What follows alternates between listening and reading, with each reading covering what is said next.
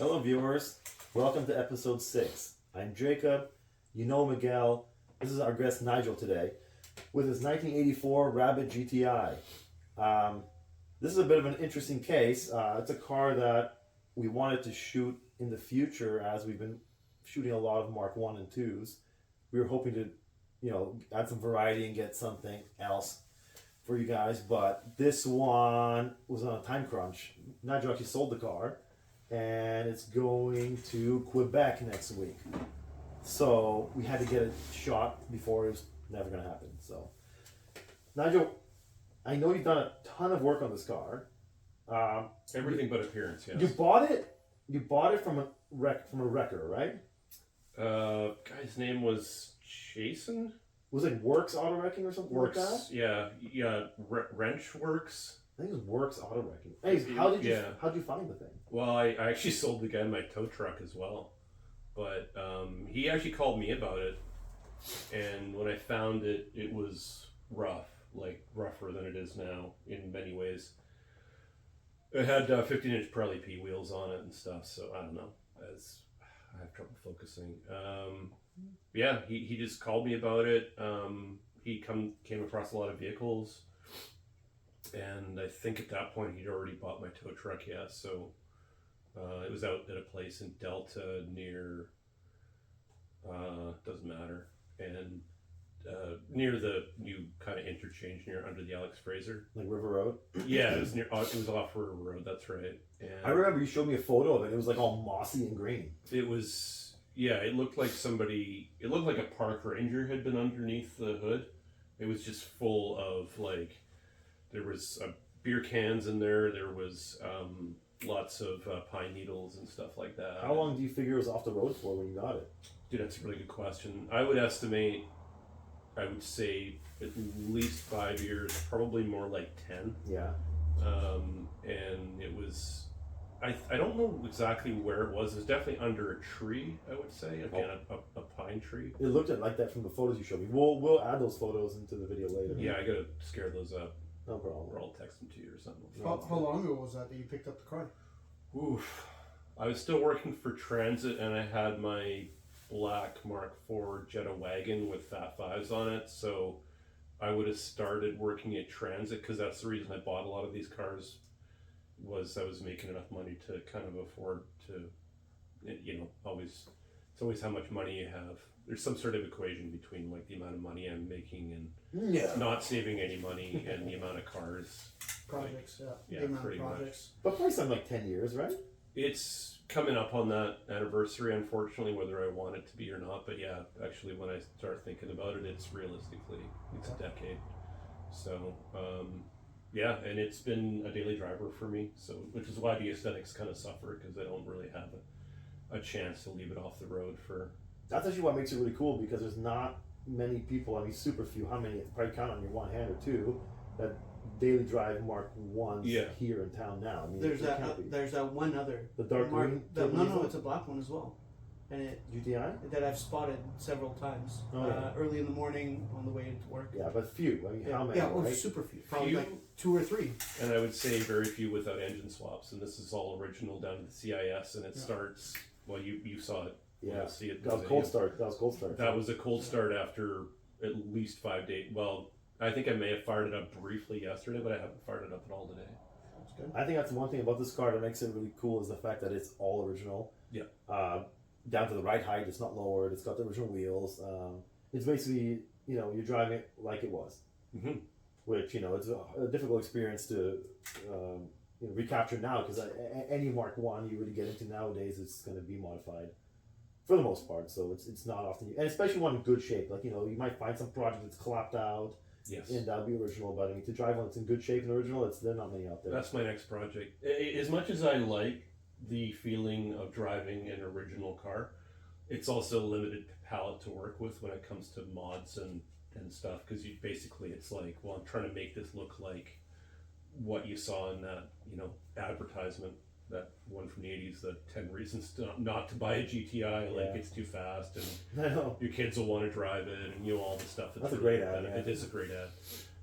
I'm still trying to find that Fly GTI. Yeah, it's like in the air. Where they're jumping. I think it was black one and a red one, but I could be wrong. But Yeah, that's some great ads. they always had. I can't remember who the iconic advertising companies. Oh, I don't remember. No, I don't remember. That advertised the air cooled all the way through the. Yeah, from the '60s until like I guess till like the Mark IV era, they had like Volkswagen had amazing advertising. How does the guy who drives the snowplow get to the snowplow? Right. Yeah, I mean, that's I the don't one know. that really connected with me. I don't know that one. Because he drives the Really? Beetle to Yeah. the snowplow Yeah, because it's a there's Beetle. No, I don't know that no one. Yeah. coolant to freeze. It's just air cooled. And it's a commercial. It's not like a printed ad. Yeah, It's a black and commercial. white. Yeah. Like drives That's off, cool. he gets out, gets in the tow truck, and goes off. That's cool. I haven't seen Yeah. that one.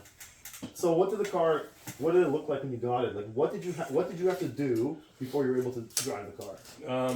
For those at home, just basically take whatever's on your garage floor and smear it on your computer screen or whatever you're watching this on. And that will give you a good impression of what this looked like. No, but I mean, as far as running and interior, like, what was it? Did it have a grill? Did it have a headlight? Yeah, so bumpers? everything's original on this, like everything. Except for windshield that you can see, except for windshield wiper blades. Single wiper conversion, of course. That's because you love the planet all before. This is why I get insecure. It's actually how my girlfriend keeps me skinny too. Well, at least she can see out the way. window when she's in my the passenger face. seat. You don't need to see anything. That's true. This is slightly better than my Audi V8 right now because both front windows roll down with the regulators failed. You could drive like Ace Ventura did. It's tempting. It's tempting. Although rollover crashes and these are apparently quite devastating. Sorry. Only with VR swaps. So get off track. Right. The headlights have been upgraded to A4s, so that is an original. But yeah, everything. And I think I replaced one of these marker lights because they would break. But and the windshield's original, well, not original, but I picked it up. I had to drive all up to Vernon or outside of Vernon to get it. It was like 6 hours. But yeah, it's basically what it was. This was not painted, but I actually asked a number of people, including Chris at VM, to run the part number off this, and unfortunately didn't have a color supersession at that point in time. You know, you usually have like an A or B or whatever to indicate whatever interior color. Yeah. So these just went through the production line, and I guess got the orange or Mars red. I mean to say. Which is what this is. This is maybe not actually the same, but it's. Well, they fade too, right? So did you painted the grill? I painted the grill. Yeah. So was it not a GTI grill? No, well, I found a bit of orange paint on it before I so it painted was. it. Yeah, I believe this is the original grill. That's cool. Rear markers have been shaved on the side, but other than that, the bumpers haven't been compressed. Every interior bit, with the exception of I think the heater control knob and the knob for adjusting the time on the clock, Yeah, which is those are- almost always missing. Now they It's in my other car. They make Now they replacements. 3D print them, but for the longest time that was like an impossible thing to find. Yeah, 3D printers when this thing came out were probably in the neighborhood of, and used different technology back then, but they would have been like $100,000 or $200,000 Sure. back in the old days, in like the 80s specifically. I'm sure. So, yeah. Go ahead next. Back to Yeah, you. I mean, does that have any like performance modifications like No, no camshaft, nothing, original exhaust? the exhaust I've replaced with probably something you gave me from an old Cabby, so it's actually might be a little bit smaller than stock. Yeah, right. Unfortunately, but I've done. I took a couple of dice rolls on this and I've only had it towed once, and that's because I didn't bother to replace the gas tank and kept on just kind of like throwing used fuel pumps at it or cleaning stuff out. But since I replaced the fuel tank, this thing's been golden. But the usual maintenance stuff. Grounds, upgrade the electrical a little bit. I tend to make it like a Mark II or III where they ground to near the starter on the engine block. Again, daily driver stuff, right? These have been upgraded to LEDs only because I pick up half a volt on charging compared to, relay. I mean, I could relay it and put incandescent bulbs in, but I just decided to go with LEDs because I'm lazy. And yeah, interior stuff. You notice it's the passenger side, rear driver's seat, passenger seat backrest on the driver's seat. Yes. So Nigel has 2 passenger seats for the front seats. Something that probably no one would ever notice. The only telltale sign is that the seat flipper is on the passenger side rather than the outside, but nothing anyone would ever notice. And these seats are interesting because they come apart in sections. So you can take the the bolsters apart, the centers, the tops and bottoms. It's like a piece of Lego. The seats are actually like completely in sections. Have a look over your right shoulder. Yeah, there's a half of one right there behind me. But yeah, so It's a good solution when these cars are getting higher up. Well, that's what guys would. You don't want to spend too much money. Well, that's what guys would do. They buy a passenger seat and then they take the pieces out to make a good driver's seat. I've seen other people do it before, Absolutely. but I did this before I'd seen it on YouTube. Well, and now, like, really, they're getting so brittle that it's almost very difficult to find any usable pieces anymore. Now it's kind of like you kind of have to recover. Because even my car, it's same interior, and it's just getting really good, quite brittle. Yeah. What is nice, well, it's a kind of a double-edged sword, is now the values are starting to take off. I think you're already starting to see people reproduce parts for these. Well, including fabric, I have a full assume. roll. But I actually really like the fact, I wanted to touch on that as well. I really like the fact that the value on these cars is going up. I like that they're, they've gone up, but they've only gone up to a point where they're still super attainable for pretty much anybody. But they've gone up to a point where, if you put 10 grand into it, you might get it back. Versus, you put 10 grand into it, it's a $1,000 car. So, I remember those days. Not that People long. putting 25 grand into 8-valve GTIs because they wanted to do a VR6 swap. yeah. Well, not that long ago. But, now, they're bringing money, whereas, you can afford to put a few bucks into it and not feel bad about it. You've wasted it. So it's actually a nice thing. And that also lends a hand to the aftermarket making reproduction parts. Yeah, of course. People are spending money on their cars, so That's right. companies are going to start to invest. The economies of scale are coming into. Exactly. There's a point where you can really get anything new after what is it? New reproduction Mark 1, Mark 2 bits. There's still a few Not parts just that are, once. there's still a few parts that are tricky to find for these cars. Of course, yeah. But they're starting to make some good stuff. Like I'm seeing a lot of nice billet like window winders, and guys are starting to make like exterior door handles full metal, like really nice ones. And I've noticed. And South America's always been a good place to go as well. 'Cause Yeah. Brazil. I've got smallbumpers.nx sells all the window scrapers and. well, they're making pop-out windows and all Exactly. kinds of stuff. They're making turn signals. They're starting to make parts for the cars. I know Mexico's in North America, but just to clarify, Yeah, they're starting to support, which is nice to see, right? Good catch. I don't want to be that guy. How many kilometers do you put on it? I'm gonna guess maybe 50, and because I don't drive much anymore. 50,000. I would say That's- at the maximum. That's pretty- I doubt it's even that. That's pretty good awesome. for a car. Might be more like 30. I don't mean to I'm not trying to That's pretty awesome. overestimate for internet points or something like that. No, it's pretty good. I mean, the car I'm daily driving right now, my diesel Jetta, is the car I've put more kilometers on than anything else. And I think I've put like 85,000 kilometers on it. Yeah, I mean, you're driving a lot. well, I've driven a lot of different cars too, but I mean, to put 30, 40, 50,000 kilometers on one of these in the last decade, that's pretty big. Yeah, I think I should actually take it down to about 20 or 30 then, because now that I start to think about it, I don't want to overestimate. But honestly, again, aside from that one time when I knew that I should have swapped the fuel tank and the fuel pump, it's just, they're not the most accessible. And and it was working all right. But yeah, other than that, it's never let me down. Have you done any long trips on it?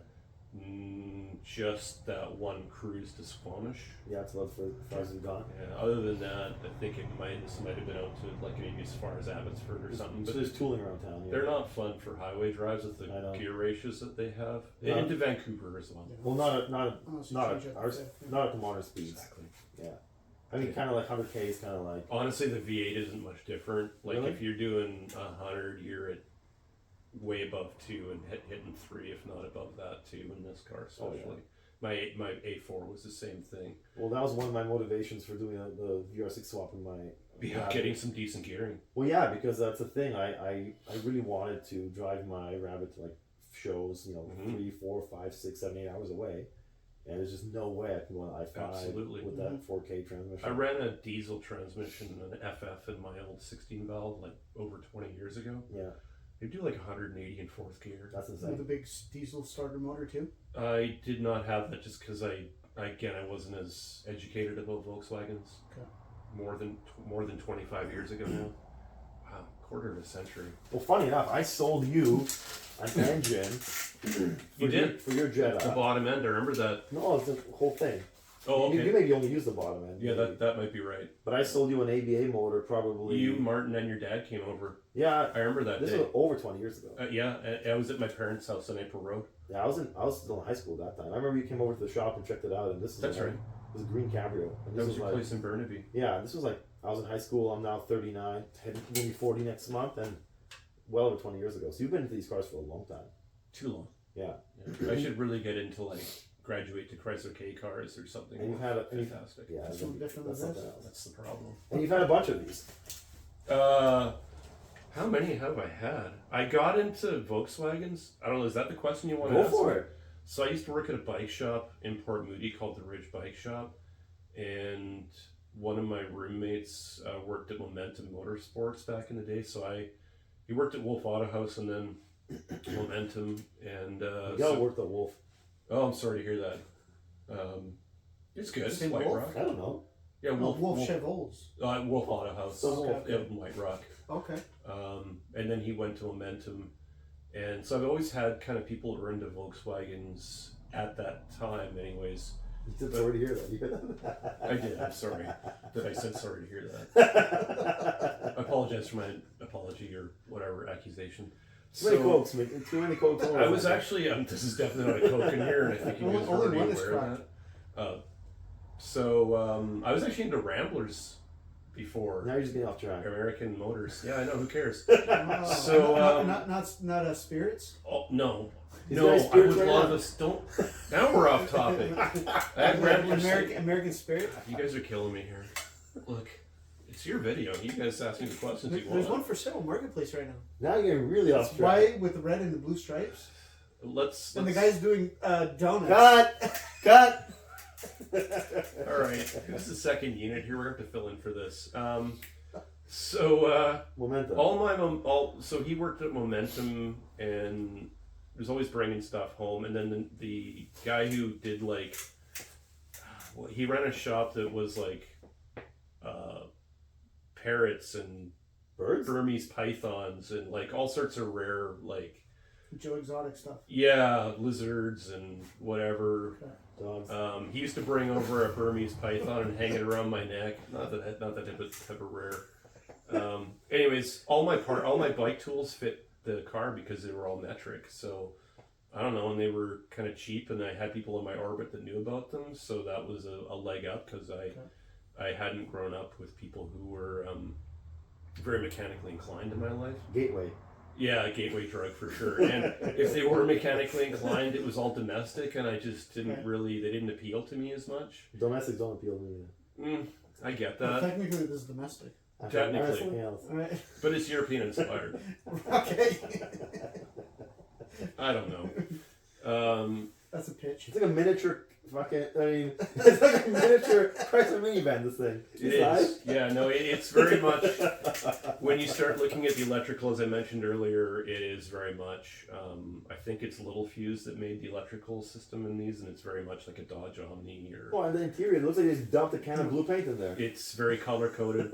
The European cars were either gray or black back then. They were driving a car and driver, as well as Les Vidron, if you remember that name from European Car. Of course. Being it's a very Teutonic interior, along with he had 3 words he used to describe suspension. I remember when I worked for Ron Johnson at RPI briefly, at Dinon at that point in time, if we ever went out for sushi, he talked about, whatever magazine car was up next, and sometimes they just make fun of some of the European car guys, because they definitely knew what they were talking about, but they had...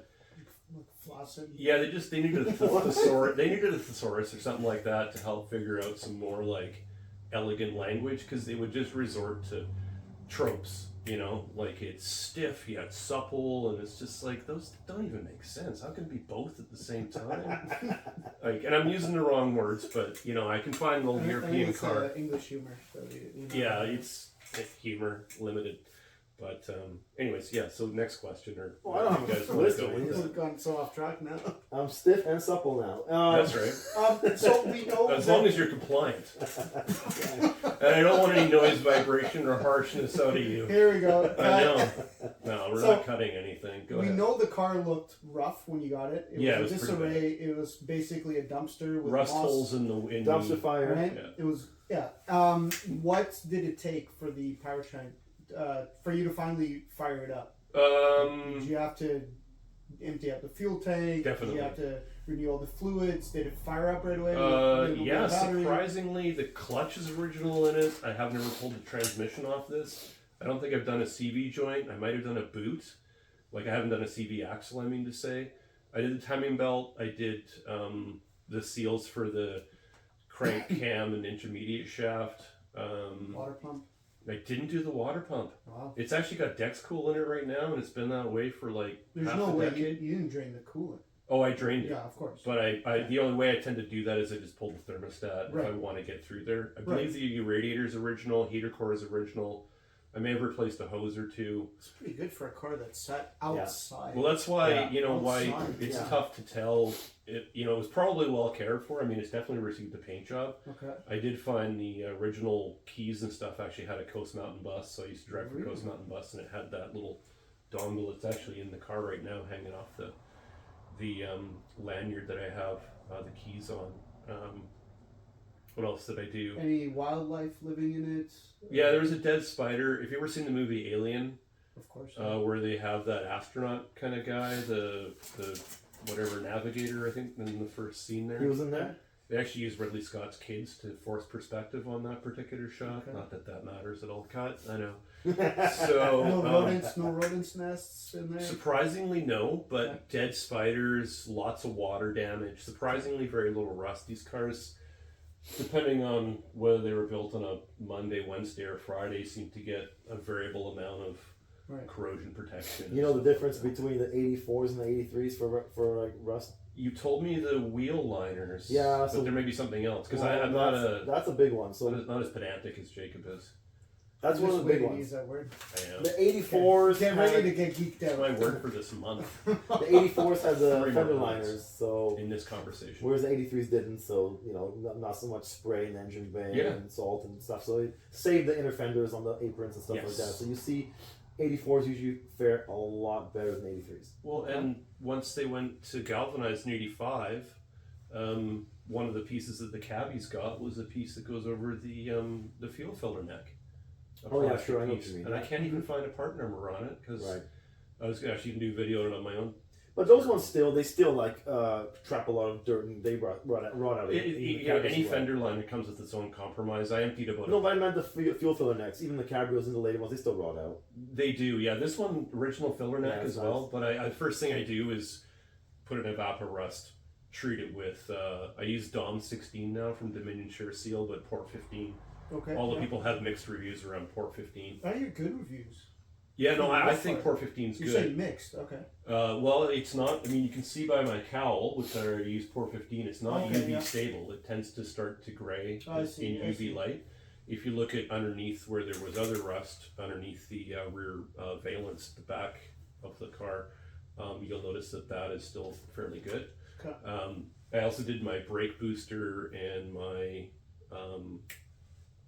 my new master cylinder, but I did Dom 16, and it's been outside stored for over a year outside over the winter because it's not my winter car, and there's no rust or anything, so it's been really good. I think both products are really good, but I prefer the Dom 16 is just a little bit thinner and it tends to lay down a little smoother and be a little glossier, which I kind of like.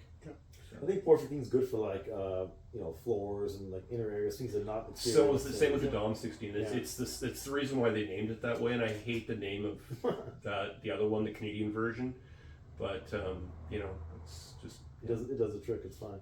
I think so. That's been my experience. But one thing I've learned is like where you are geographically determines how the car survives. You look at the UK or on the island or whatever, and everything rusts next to the ocean, and you get in the interior, and you want interiors from the north and car bodies from the south or closer to the equator kind of thing, right? And kind of mix the two together so you don't have the cracked dash going with the rusty body. Well, that's kind of why this car is going to Quebec. I mean, as most good BC Volkswagens have been doing for the last 20 years, Yeah. they go east. I've seen this, countless times. I mean, most of the nice cars end up selling east. Yeah, that makes sense. It's gotten to the point now that it's difficult to find any Rabbit here. I know a couple guys last year who brought cars up from Oregon. Yeah. Because you just can't find it go out here anymore. They're gone. All the good ones that were here were sent away. I've sent some to Quebec myself. This one's obviously going, and I know another friend of ours sent one to Ontario a few months back, a GTI, and yeah, it continues on to the point where there's not much left here. It's supply and demand. Supplies here, demands elsewhere. That's exactly what it is. Totally makes sense. And it's fine. Yeah. Or they end up on bring a trailer. No, it's just fine too. I mean, anyone can buy it if it's on there. You can buy it here if you want. If I get into my imagination machine or whatever, I do have to wonder at some point, especially because the City Golf was made in South Africa up until what, 05 or something like that. Oh, the Mark ones, yeah, something like that. Starting. What's the train? What train? Lowering my property value. Well, it doesn't get big. I didn't know the train. That's good. You do have to wonder. I mean, there is a cost benefit or whatever cost value case for they make Camaro chassis places, and I think there's a place in Taiwan or China that's making. Yeah, no, I've seen those. Yeah. Right, you're seeing reproduction sheet metal for your air cooled, if not chassis at this point. With those cars, they make everything. They make the Corolla 86. I'm a little bit ignorant, so there you go. Another Yeah, example. but the difference is with the muscle cars and the domestics and the air cooled stuff is they literally make everything so you can build a whole car. Yeah. You'd have to get to that point to be able to build one. It's going to be a slow process. It can happen. Give it another 10, 20 years as well. I mean, we could have imagined 3D printers, but you would have to be already in that kind of industry 20, 30 years ago, right? And now they're available. I mean, there are people printing metal with 3D printers. Mainly in like commercial applications. I think it was the Australians or something that did like a jet turbine out of titanium. So there's lots of, and there's also just new technology coming up. So it'll be interesting to see. I mean, I think your iPhone has a 3D capture thingy on there, right? Yeah. So it can get measurements and stuff. And I just wonder how much further It's what the market needs. I mean, if the market wants it, they'll do it. And then convert it to electric to keep David Suzuki thank happy you. or whatever. I'm totally joking. I'm surprised. I'm sure it's going to happen. Absolutely. They're doing it with the People do airports, with the Beetles and the buses. I'm It's only a matter of time until somebody does it. I think so. These. Yeah. I'm surprised how Mhm. good the market is for these, considering the production. I mean, they're not low production cars. They did make a lot of them. Yeah. The demand is very strong, considering how many were made, because of course the survival rates aren't that high. But I mean, if you really want one, they're out there. Yeah. So it's strong if it continues on that trend. I didn't mean to send you guys down on this crazy thing, but hopefully it's all right. It's a good path. Perfectly fine. It's hard to find something that drives like this. I know. You can get a Mini. At least in North America, it seems that the Westy GTIs have a bigger following than the European import GTIs Mark 1. It's interesting to me because the square headlights, everybody wanted to cut those off. The car that I have outside, the 83, was likely going to get the front done, but the rear has been upgraded or changed to the short taillights. That's right. It had, I think, European Scirocco lights and grille Mark on II, there. Mark II. Scirocco. Really? European headlights and grill. I have a picture of it on my computer somewhere. But yeah, seeing any of these that wasn't modified and talking to the guy who sold me the white car, Samir, and who, when I told him I was thinking of buying this again like 10 years ago or whatever, he's like, you should buy it. Samir's got 2 Scirocco's and a bunch of Rabbits. He's got some cool cars, yeah. Very much so. So he's like, get it, and he was right. No, I was right. It was good prospect. Not that I had looked at it to sell it. Actually, a friend of mine who I won't get into that story. Anyways, a number of people told me to keep it, and now that I have a replacement for it, and I'm kind of, I know you guys didn't ask this, but I'm kind of tired of the limited palette. I would rather do a little bit of a sweeter engine in there and go a little bit, more chassis braces. I tend to prefer handling over like insane horsepower. Well, it's going to be exciting because I remember you took me for a drive in your silver Mark 1 Jetta Oh yeah. Yeah, when you have the, hopped up 8 valve in it. I can't remember where the heck we were. Somewhere on some cruise on a mountain, and you took me down the drive. Like you took me for a rip. Scared the shit out of me. I'm sorry. Cyprus? I don't remember. It was like 20 years ago. If it was near my house. No, we were on some cruise like with like the VW people. It was like it might have been at Washington State. I can't remember. We were like somewhere. It would have been in. I don't think I ever took my car to the States. It might be here, but anyways, it was somewhere. Yeah. And you took me for a ride and it was scary. So I'm also not a very good driver. So you're gonna have. I think you're gonna have a lot of fun with your next one. I try to cut corners in roughly like a single corner that's about 30 degrees. I like to take about 28 little bites out of it as I go through a corner, so the constant weight transfer tends to freak people out. Yeah, so you're gonna have a lot of fun in your next one. All that. No, he's not. So you're gonna have a lot of fun in your next one. I kind of see it as like manually cutting a log. It's just like sawing with the steering wheel. So. Yeah. Got it. But that's gonna be fun. Yeah, that Jetta was set up with a over an inch rear sway bar, no front sway bar, Toyo Proxy T1S's, Bilstein B6s, if I remember correctly. I had New Speed soft sports on there, which was a mistake because they were factory ride height, but they're sport spring. They're kind of stupid. I always kind of liked a little bit of suspension travel on these because they have so little to begin with, both compression and even ultimate like with droop travel and stuff like that. So I don't remember what it is, but I think it's like 4 or 6 inches. It's not very much. Like there's bicycles that I have in my own collection that have more suspension travel. They're comfortable. They're not bad at ride height, and then below ride height you end up with geometry changes on the McPherson strut that increase your propensity to roll, and so. Well, that's another thing. Always people ask, what coilover should I get for the car? And the real answer in my mind is, they all suck.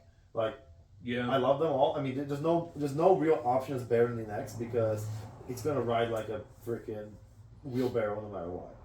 Yeah. Like you put coilovers in the thing, you're not getting a good ride. I mean, you're going to get good performance and handling. Yeah. But it's not going to be comfortable. They're not. I've always been a cup kit kind of guy, but that's also because my back is a major problem when it comes to maintaining these things. Cup kits are definitely better for comfort. I agree. But for like a 60-40 kit is nice. They're the best for comfort because they're matched. The springs are matched with the shocks. It's hard to get the stance you want out of it. You can't. I understand that. That's the problem. That's definitely not, and I know that is the overwhelming, especially with Instagram and but it's such a visual way of It's a good balance. And I definitely prefer the Bilsteins because of the inverted design and the fact that McPherson strut really helps when the stanchion or whatever that tube is called is a larger diameter and has a big bushing area to help. Since it's a loaded part of the suspension, McPherson strut kind of suffers from that friction when you go around corners. So makes sense to have everything as beefy as possible. Yeah, and for comfort, it's the way to go. Yeah, that's my feeling. I'll probably get, for my next car, I'll probably, depending on where the funds are at, maybe do Bilsteins on that. Yeah, I mean, they're the best. Some B8s or whatever they are. I mean, the ones you put in the Cabrio that I have, they're very comfortable.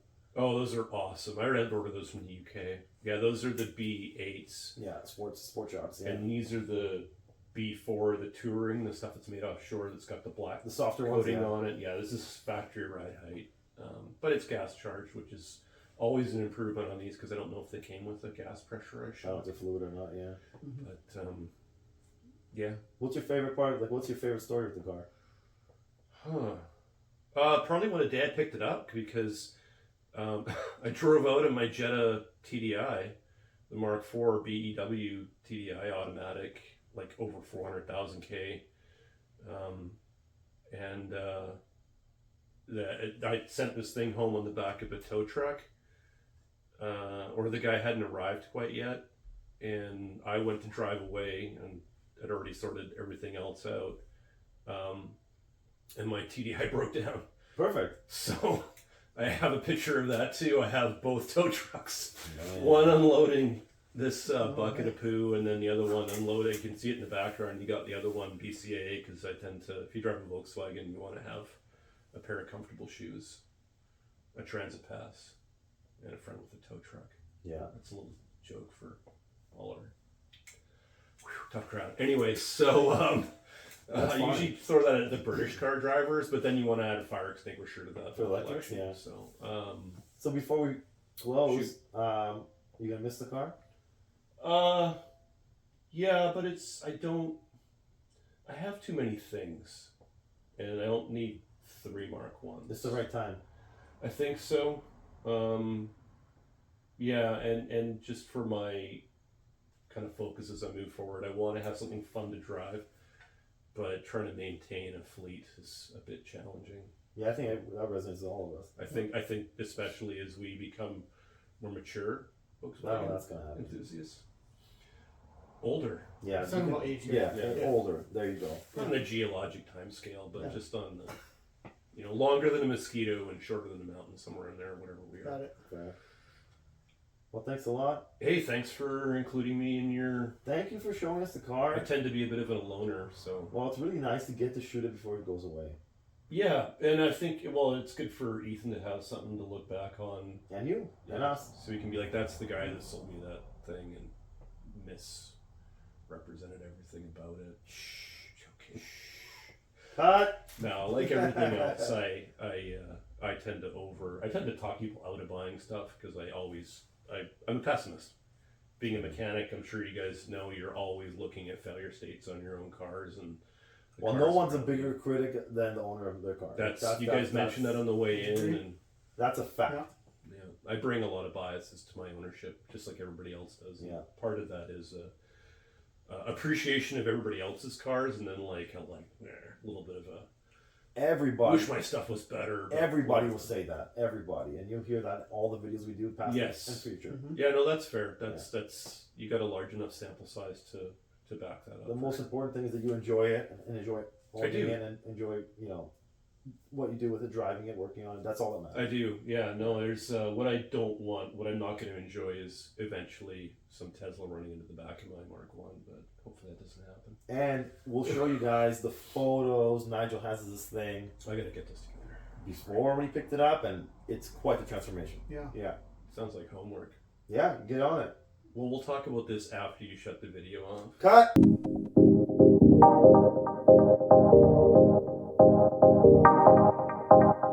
Tour de France.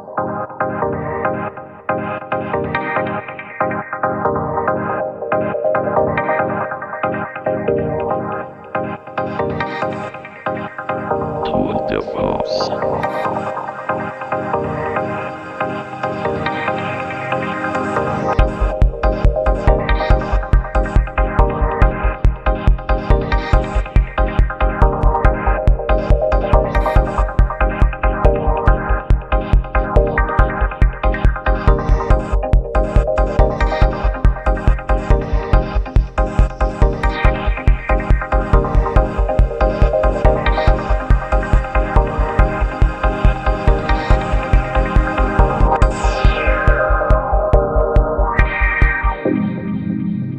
Tour de France.